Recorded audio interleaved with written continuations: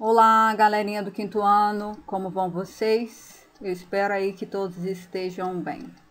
Hoje eu vim aqui com essa introdução e essa imagem maravilhosa da Lua para trazer as correções aí das atividades que foram passadas algumas semanas atrás. Sobre o pega-pega espacial e sobre as fases da Lua, certo? Esse, na verdade, foi um assunto que nós falamos aí na nossa última live. Não dessa semana que passou, mas na última mesmo. Acho que foram aí 2 semanas atrás, se não me engano. Inicialmente, a gente falou um pouco sobre o pega-pega espacial. E aqui é basicamente o que ele pede na questão 1, né? Para que vocês façam aí uma linha do tempo da corrida espacial. Aconteceu lá durante a segunda metade do século XX que os Estados Unidos e a União Soviética, que é a atual Rússia, disputaram então um posto de país tecnologicamente mais poderoso do mundo. Essa era uma das formas para demonstrar então uma superioridade, uma forma de poder, né? Então, eles começaram a apresentar projetos cada vez mais avançados de exploração ao espaço. E aí, esse período ficou marcado aí como se fosse uma corrida espacial. Não corrida de carro, tá? É como se fosse a corrida entre essas duas grandes potências em busca de poder, certo? E aí, essa foi uma corrida que teve início lá em outubro de 1957, que é a nossa primeira marcação aí do quadrinho. Em 1957, que foi quando a União Soviética, ou seja, a Rússia, né, lançou o primeiro satélite artificial, que foi o Sputnik 1. E aí, esse foi um primeiro lançamento assim só de exploração mesmo do espaço. Mas aí, um mês depois, a União Soviética lançou novamente um outro satélite que foi chamado de Sputnik 2, que levou o primeiro ser vivo ao espaço, que foi a cachorrinha Laika. E aí, depois disso, nós tivemos a criação da NASA em 1958, que foi o lançamento de um primeiro satélite para fazer um estudo mesmo do espaço, né? Ele foi chamado Explorer 1. E aí, lá em 1961, houve o lançamento do Vostok 1, tá? Que levou aí o primeiro ser humano para o espaço, que foi o astronauta soviético Yuri Gagarin. E aí ele foi nessa missão e completou a volta em torno da Terra, certo? E foi ele que deu a informação, ele trouxe a informação de que a Terra era um planeta azul. E depois dessas missões, depois de algum tempo, aliás, na verdade, durante todo esse tempo, os Estados Unidos continuou estudando formas para poder conseguir fazer exploração também de espaço. E aí, anos seguintes foram marcados por sucessivas missões. Houveram mais de uma missão, né? O Apollo 11 foi o que conseguiu de fato pousar na Lua, né? E ele levou lá 3 astronautas que foram aí então os primeiros a pisarem na Lua, certo? E aí as perguntas que a gente vê aí abaixo, elas nos pedem para fazer a avaliação, né? De que maneira, por que mostrar ao mundo avanços na exploração espacial significava superioridade tecnológica? Além disso, por que um país estaria tão interessado em mostrar superioridade tecnológica? Hoje a gente vive num mundo que é orientado a partir das tecnologias, né? E aí nós já estudamos, né, os satélites artificiais, e nós vimos também a importância que tem aí os satélites artificiais para uma série de coisas às quais a gente pode ter acesso hoje em dia.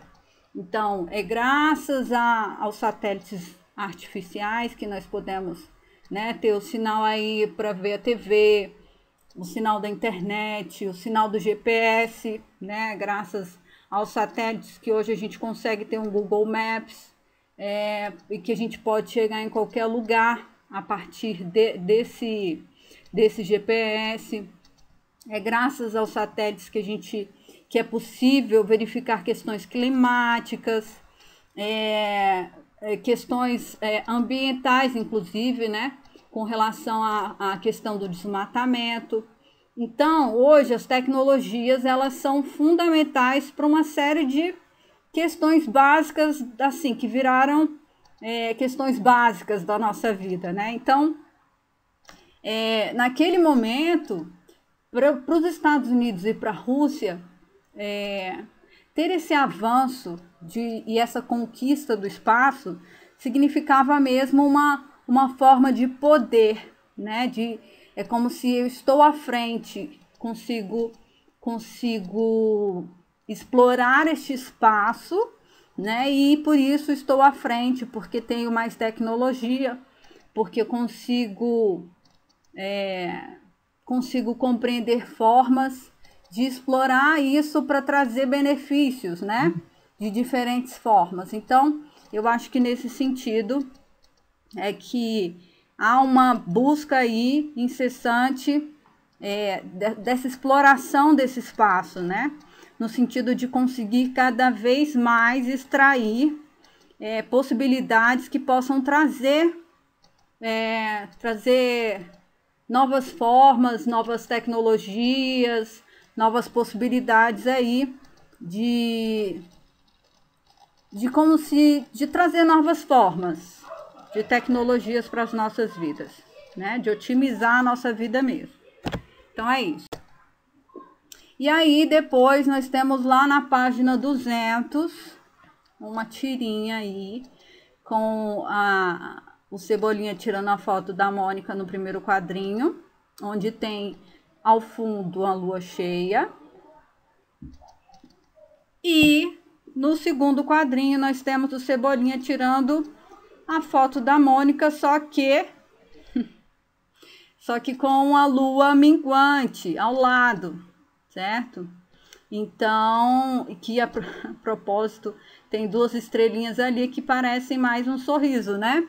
Então aqui, esse é um fenômeno que demonstra aí a mudança mesmo das fases da lua, né?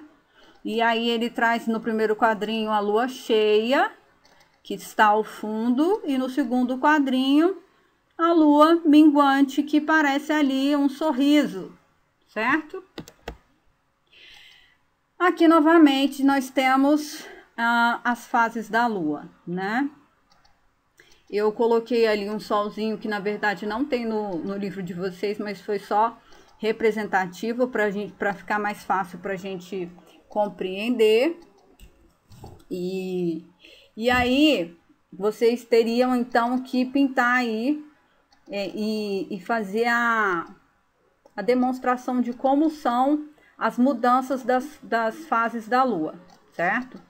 E aí, coloquei o solzinho ali porque o sol, quando está... Aliás, desculpem.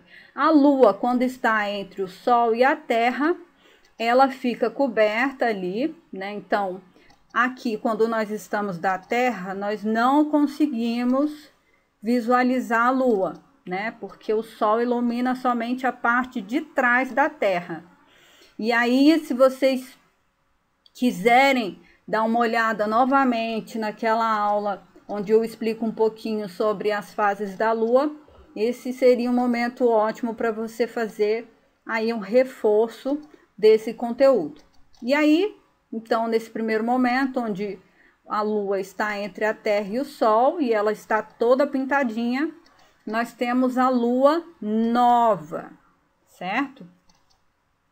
E aí, logo depois, descendo ali, nós vamos ter somente 1/4 dessa lua iluminado. Ali, na verdade, é a lua embaixo, né? Nós teremos ali 1/4 da lua iluminado. Então, nós teremos a lua crescente. Ela parece como se fosse um C pra gente daqui, ok? E aí, os dias vão se passando. Esse ciclo acontece durante 28 dias, tá? Até que todos aconteçam aí, então, todas as fases da lua. Então, embaixo, lua crescente, os dias vão se passando, até que a lua se posiciona ali atrás da Terra e ela fica de frente para o Sol. Nesse momento, a órbita da lua, normalmente ela é diferente da órbita da Terra. Então, por isso, ela fica acima. Como ela fica acima, a luz do Sol bate e pega toda a parte visível dela. Então, o que acontece? Ela aparece, a lua cheia, ela aparece pra gente como se tivesse a bola toda cheia, né? Então, essa é a lua cheia. Depois, vamos subindo um pouquinho, né? Novamente, nós teremos somente 1/4 da lua iluminado. Ali nós teremos a lua minguante, certo? Onde a gente vê só a barriguinha do D ali. E depois, a gente voltando, recomeça novamente com a lua nova. E assim os ciclos continuam a acontecer. Ainda sobre as fases da lua e já sobre a próxima atividade que eu vou falar, nós falamos também sobre qual é a influência da lua sobre as marés, né? Então, o que acontece? Todas as vezes que a lua estiver entre o Sol e a Terra, ou seja, aqui quando ela está cheia e quando ela está nova, nessas duas fases da lua, ela vai ter aí uma função de aumento nas marés, certo? Então, as marés nas luas nova e cheia, elas vão ser um pouco mais agitadas, certo? E aí, nós entramos agora na próxima atividade, que pede para observar o calendário do mês de abril de 2019, mês que já passou aí, mas ainda serve para a gente fazer essa observação. Então, ele pede aqui, quais são os dias que a maré pode atingir o seu máximo? Pinte no calendário. Aí, nós vimos no slide anterior que são duas as possibilidades. A primeira é a lua nova e depois é a lua cheia. Então, o que você tem que fazer? Olhar ali no calendário onde inicia a lua nova e onde inicia a lua cheia, tá? Então, nesses 2 dias, a maré pode ficar extremamente agitada em função da influência gravitacional que a lua tem aí sobre essas marés, né, nesses 2 momentos das fases da lua, tá? Então, você vai marcar, eu coloquei um círculo lá no dia 5, que é conforme mostra o calendário, e no dia 19, conforme mostra aí esse calendáriozinho aí do lado, certo? E aí, se você quiser observar também outros calendários de outros meses, basta você verificar, então, o dia que inicia essa lua nova, que vai ser, então, quando a maré, ela atinge o máximo, tá? Ela fica mais agitada, sempre nesses primeiros dias de lua nova e lua cheia, ok? E aí, agora, nós temos lá o desafio do Rachando a Cuca, que pede para você fazer para você verificar quais são as informações que vocês já sabem, né? E aí nós estudamos já o sistema solar anteriormente e nós já conhecemos os planetas, as constelações, o posicionamento de cada um desses planetas. Nós sabemos que nós temos o satélite natural, que é a Lua, certo? E houveram alguns momentos onde vocês fizeram as atividades em casa, que eu compartilhei com vocês alguns vídeos que falam sobre como foi que a Lua, né, teve a origem dela, né? Então, olha lá, tem algumas informações que nós já sabemos. Um planeta antigo colidiu com a Terra e o resto desse planeta pode ter originado a Lua, certo? Anteriormente, a Lua era um planeta que ficava bem pertinho da Terra e ele se chamava Theia, certo? Ele então saiu um pouco da órbita e se aproximou da Terra, colidiu com a Terra. Então, ele agregou, né? O planeta Terra, ele colidiu e uma parte dele agregou a Terra e os resquícios foram se atraindo e formaram então a Lua. A Lua tem uma composição muito semelhante à da Terra, mas ela não é idêntica, certo? Então, com base nesses fatos, elabore uma hipótese sobre a composição do planeta que teria colidido com a Terra. Eu falei um pouco, né, que existia o planeta Theia, que ficava na mesma órbita do planeta Terra, e então ele saiu da órbita e acabou colidindo. Mas também existem outras teorias, e nós já havíamos discutido isso em sala, né? Quando nós estudamos o Big Bang, a teoria do Big Bang, onde foi falado, né, que existem várias teorias, né? A gente estudou a teoria do Big Bang sobre a origem do universo e, além dessa, nós temos também uma série de outras que existem e que a gente é importante que a gente conheça, né? Também com relação à origem à Lua, a origem da Lua, existem também uma série de teorias. Existe também a teoria mitológica, certo? Existem também as teorias científicas. Então, eu acho que é importante a gente conhecer, certo? Eu enviei aí, na verdade enviei não, coloquei no próximo slide um vídeo que eu acho que é muito bacana que vocês assistam. É um vídeo do Felipe Castanhari. Ele fala um pouco desde a origem, né? Desde o Big Bang, ele não chama de Big Bang, mas vocês vão perceber lá que ele fala desde o início, desde o surgimento ali daquelas partículas iniciais que foram se juntando, que eram muito quentes, que explodiram, né? Que aí a gente conheceu como a teoria do Big Bang. E depois foi se formando aí em volta do Sol, formou-se ali, formaram-se as galáxias, né? Os astros e os planetas se formaram ali também em volta do Sol. E aí depois teve a junção, a origem da Lua, certo? E aí isso tudo ele explica de uma maneira bem bacana, né? Diferente, porque ele tem uma linguagem muito fácil de compreender, certo?